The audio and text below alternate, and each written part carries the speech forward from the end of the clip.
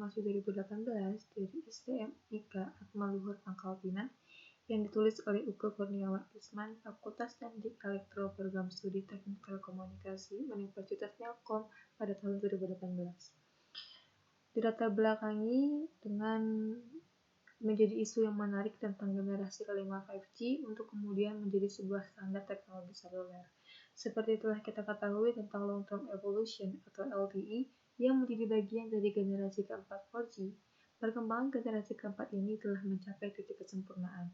Pada paper ini membahas masalah propagasi gelombang yang akan dipergunakan pada teknologi seluler 5G, yang mana teknologi ini merupakan perkembangan yang akan dipergunakan pada teknologi seluler 5G, yang mana teknologi merupakan pengembangan dari teknologi sebelumnya, yaitu 1G, 2G, 3G, dan 4G, dan model propagasi gelombang radio pada 5G diprediksi akan lebih rumit dibanding dengan teknologi sebelumnya, dikarenakan spesifikasi teknologi 5G yang harus dapat melakukan komunikasi antara M2M dan juga D2D.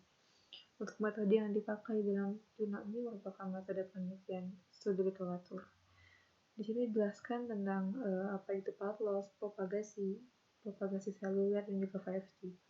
Path loss sendiri merupakan suatu metode yang digunakan untuk mengukur suatu loss yang disebabkan oleh cuaca, kontur tanah, dan lain-lain, agar tidak mengganggu pemancar antara dua buah antena yang saling berhubungan. Semakin jauh jarak antara pengirim dan penerima dalam komunikasi seluler akan mengakibatkan terjadinya rugi-rugi path loss sinyal yang terjadi di sepanjang saluran transmisi, yang akan mempengaruhi kualitas sinyal yang akan diterima, sehingga perlu dilakukan perhitungan rugi-rugi path loss untuk jaringan teknologi 5G.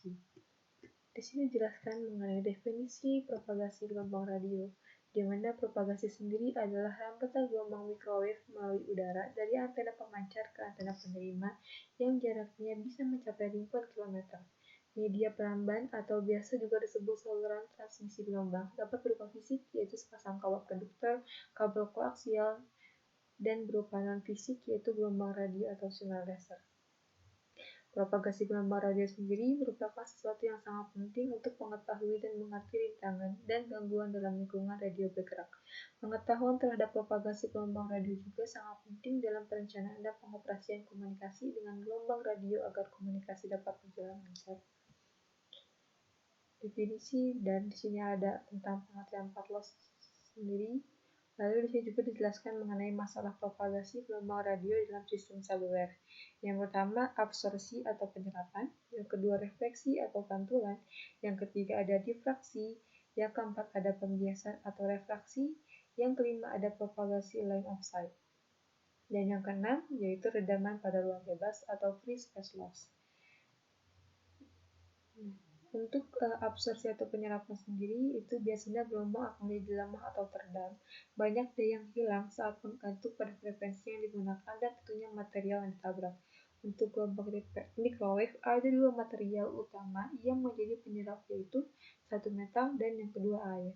Refleksi atau pantulan, gelombang radio juga akan terpantul jika gelombang tersebut bersentuhan dengan mineral yang cocok untuk itu. Untuk gelombang radio, sumber utama dari pantulan adalah metal dan permukaan air. Dijelaskan mengenai pembiasan atau refraksi yang seperti kita bisa lihat pada gambar seperti ini. Lalu propagasi line of sight, yang dimana propagasi gelombang pada frekuensi di atas 30 MHz memanfaatkan gelombang langsung dan gelombang pantul oleh permukaan bumi.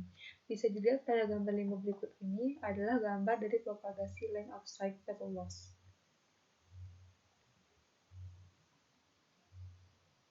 Dan yang ini sendiri merupakan daerah yang disebut dengan daerah Fresnel atau Fresnel zone. Seperti ini, yang bisa dirumuskan dengan FI sama dengan 17,3 akar DI dikali D2 per F dalam kurung D1 ditambah D2 dengan keterangan yang ada di samping.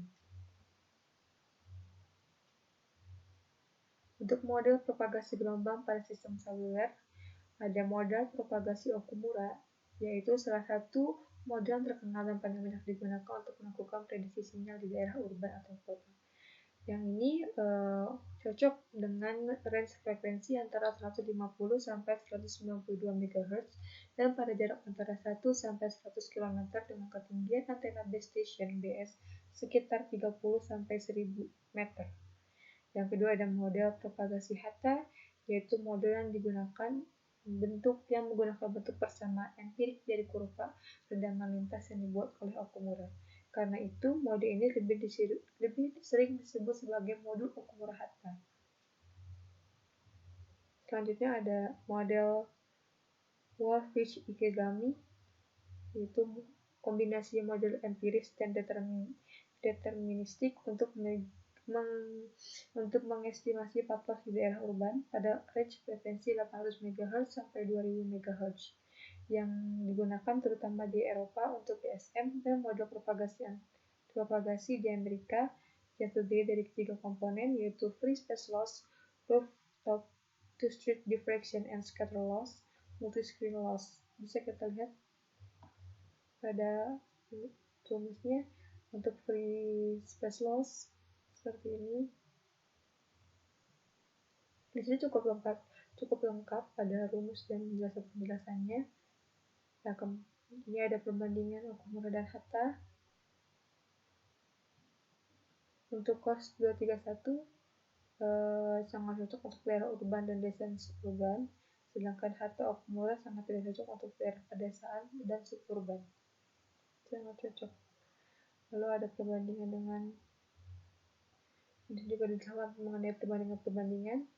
Lalu di sini ada visi teknologi 5G, yang dimana sampai dengan saat ini teknologi generasi kelima dalam bidang telekomunikasi masih belum ditetapkan standar yang berlaku di dunia. Meskipun begitu, para pelaku telekomunikasi di berbagai belahan dunia telah berlomba-lomba untuk mencari teknologi yang dapat memenuhi persyaratan minimal di mana teknologi tersebut dapat dikatakan sebagai teknologi 5G.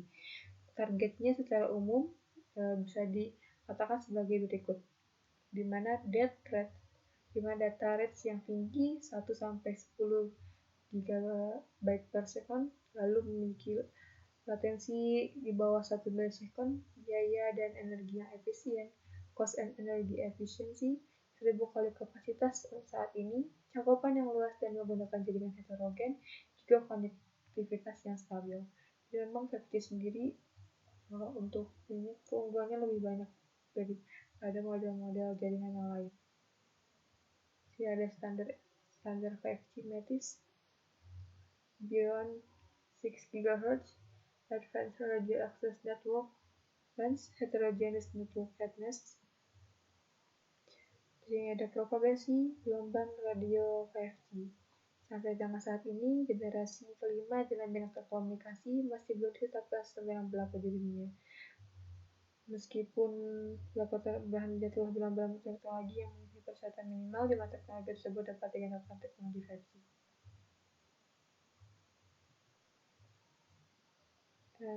Dan telah masuk ke kesimpulan bahwa peta frekuensi yang tinggi diharapkan dapat menggunakan pada teknologi 5G, sehingga karakteristik propagasi radio harus dijelaskan untuk mempelajari sistem 5G. Pada paper ini telah dijelaskan masalah yang berkaitan dengan propagasi gelombang radio dan tantangan masalah propagasi yang akan dihadapi pada era 5G. Daftar pustaka NTT Docomo 2014, 5G Radio Access Web Paper Recruitment Concept and Technologies, IEEE Communication Survey and Tutorial for 15 nomor 1 first quarter 2013, a survey of wireless path loss prediction of coverage mapping method. Ada yang ketiga dari Oseran Bocaldi, F. Brown V. Kusume, Karl Marx V. Maternia, M. Falgren, M. 2014 yang dipublish di IEEE. Sekian dari review jurnal saya. Saya mengucapkan